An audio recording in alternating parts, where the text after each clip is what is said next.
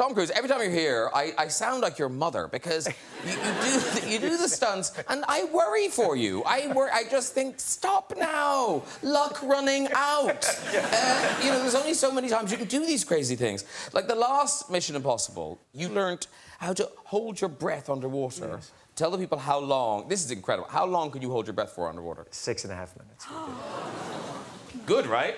Yeah. Those takes underwater, because it took from the time you get rid of the regulator, get rid of the bubbles, get on the side, and we wanted to do it in one shot. So they were very, very long shots. So these takes took, you know, I'd have to hold it consistently, you know, safely up to 4 minutes almost for every take. Almost to the point of why bother? Yeah.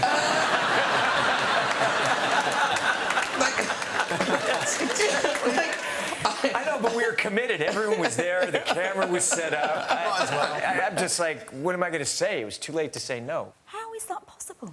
Is it circular breathing? Do they do that? No, no. It's just that you have these free divers that came in and trained me how to do it, and it's not pleasant. It's really... You panicked. You get to a moment where you... No, actually, you get to the moment where you train your system to... I'm controlling the breath. So I've got a low heart rate anyway, and very low heart rate, which means my body's not using as much oxygen, but also we did stuff to bring the heart rate down lower in certain breathing exercises.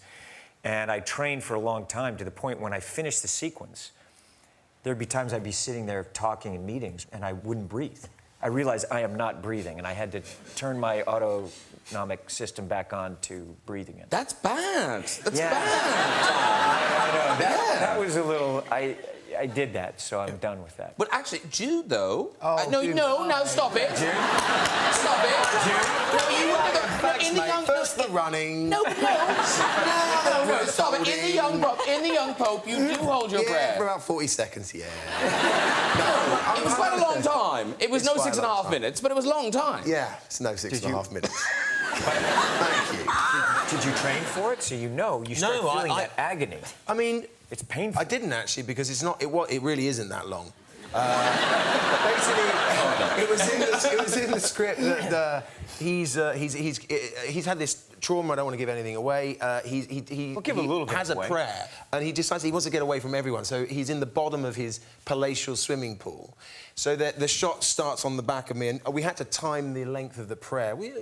It's about over a minute, let's say that. Yeah. And it comes round, and we had to time it so that it comes around. And like you're saying, the thing that takes the longest is once you're down there, you're waiting for the bubbles to clear. Yes. And they're ready, and then you hear, well, because they've got microphones in, so you hear...